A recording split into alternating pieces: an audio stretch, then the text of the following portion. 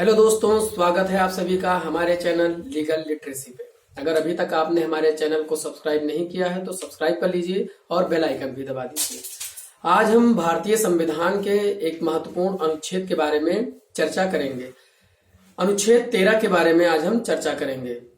मोटा माटी अनुच्छेद 13 भारतीय संविधान में ये प्रावधान करता है कि ऐसी विधियां जो मूल अधिकारों को कम करती हैं या मूल अधिकारों का अल्पीकरण करती हैं, वह विधियां मूल अधिकारों के अल्पीकरण की सीमा तक शून्य होंगी। अल्पीकरण का मतलब होता है कम करना। तो आज हम अनुच्छेद 13 के बारे में एक सामान्य भाषा में उसको समझने का प्रयास करेंगे। अनुच्छेद 13 के 4 क्लॉज हैं। अनुच्छेद 13(1), 13(2), 13(3) और 13(4). अनुच्छेद 13(1) जो है वो संविधान पूर्व की विधियों का प्रावधान करता है।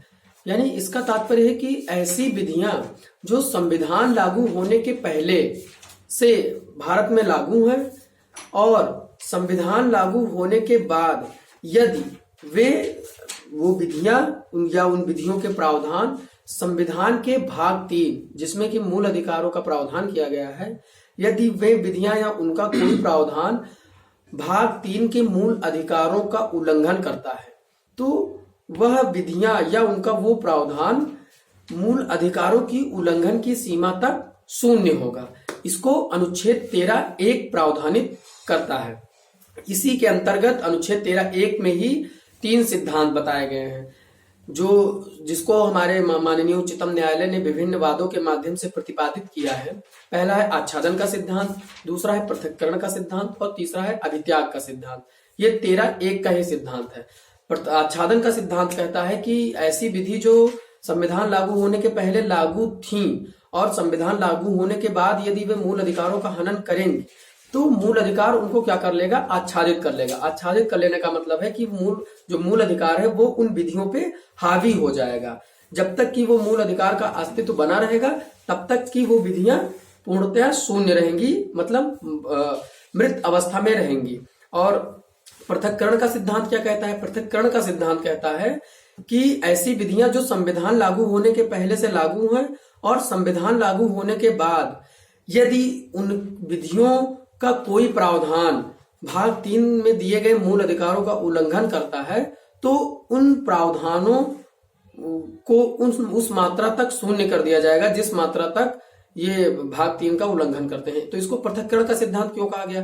क्योंकि इसमें जरूरी नहीं है कि पूरा अधिनियम शून्य हो। अधिनियम का कोई वो प्रावधान शून्य हो सकता है जो भाग 3 के मूल अधिकारों का उल्लंघन करता हो।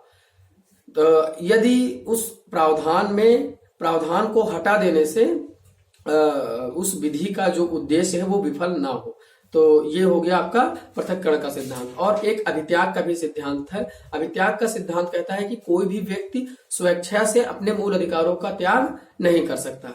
तो ये अनुच्छेद 13(1) है मोटा माटी, जिसमें हमने समझा कि अनुच्छेद 13(1) क्या कहता है। अनुच्छेद 13(1) में 3 सिद्धांत। 13(1) अगर हम सरल सी भाषा में कहें तो ये संविधान के लागू होने के पहले ऐसी विधियां जो संविधान लागू होने के बाद भाग 3 में दिए गए मूल अधिकारों का उल्लंघन करते हैं, वो विधियां उल्लंघन की सीमा तक शून्य होंगी। ये 13(1) का प्रावधान है। 13(2) क्या कहता है? अनुच्छेद 13(2) कहता है कि संसद या विधान मंडल के द्वारा, मतलब ये जो है 13(2) ये संविधान लागू होने के बाद का प्रावधान करता है, क्योंकि संसद और विधान मंडल विधि संविधान के माध्यम से ही बनाते हैं और संविधान तो जाहिर सी बात है कि ये संविधान लागू होने के बाद का प्रावधान है।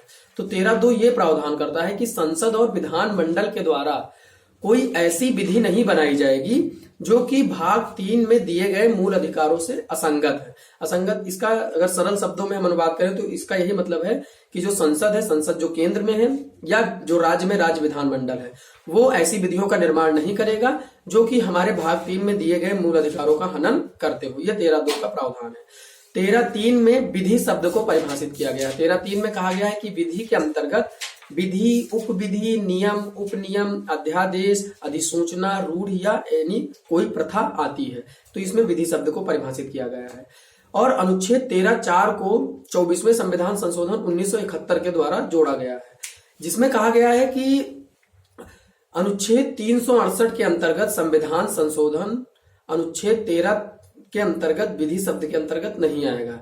यानी कि अगर इसको हम सरल शब्दों में समझे तो इसको जोड़ा गया था, इसका मतलब ये था, ये कहने का प्रयास किया गया कि अनुच्छेद 368 में संविधान के संशोधन का प्रावधान है कि जिसमें संविधान का संशोधन किया जा सकता है। तो इसमें 13(4) में यह कह दिया गया कि यदि संसद के द्वारा कोई संविधान संशोधन करके मूल अधिकारों का अतिक्रमण किया जाता है तो वो शून्य नहीं होगा। इसका जो मेन उद्देश्य था यही। लेकिन बाद में सुप्रीम कोर्ट ने भी सुप्रीम कोर्ट ने भी कहा कि हाँ ठीक है, जो संसद है वो मूल अधिकारों में संशोधन कर सकता है और अनुच्छेद 13 के अंतर्गत 368 में किया गया संविधान संशोधन नहीं आएगा। लेकिन इसमें एक केस आया था, केशवानंद भारती बनाम केरल राज्य, जिसमें कि सुप्रीम कोर्ट ने कहा कि संसद की जो संविधान संशोधन करने की शक्ति है वो असीमित है और कहीं भी वो संशोधन कर सकती है, लेकिन संसद जो है वो संविधान के आधारभूत ढांचे का संशोधन नहीं कर सकती है। यानी कि मोटा मोटी सुप्रीम कोर्ट का कहना था कि हाँ, जो संसद है वो मूल अधिकारों में संशोधन कर सकती है, यानी कि वो संविधान संशोधन करके मूल अधिकारों का हनन भले कर सकती है, लेकिन वो संविधान के आधारभूत ढांचे में संशोधन नहीं कर सकती हैं। और आधारभूत ढांचा क्या होगा? आधारभूत ढांचा वह होगा जो समय समय पर माननीय उच्चतम न्यायालय के द्वारा बताया जाएगा। तो इस प्रकार आज हमने अनुच्छेद 13 को सरल शब्दों में समझा। 13(1), 13(2), 13(3), 13(4). 13(1) में संविधान की पूर्व विधियां, 13(2) में संविधान के बाद की विधियां और 13(3) में विधि शब्द को परिभाषित किया गया है और 13(4) में कहा गया है कि संविधान संशोधन अनुच्छेद 13 में विधि शब्द के अंतर्गत नहीं होगा। ये आपका अनुच्छेद 13 था। अगर आपको हमारी वीडियो पसंद आई हो तो हमारी वीडियो को लाइक करें, शेयर करें और हमारे चैनल को सब्सक्राइब करें। धन्यवाद।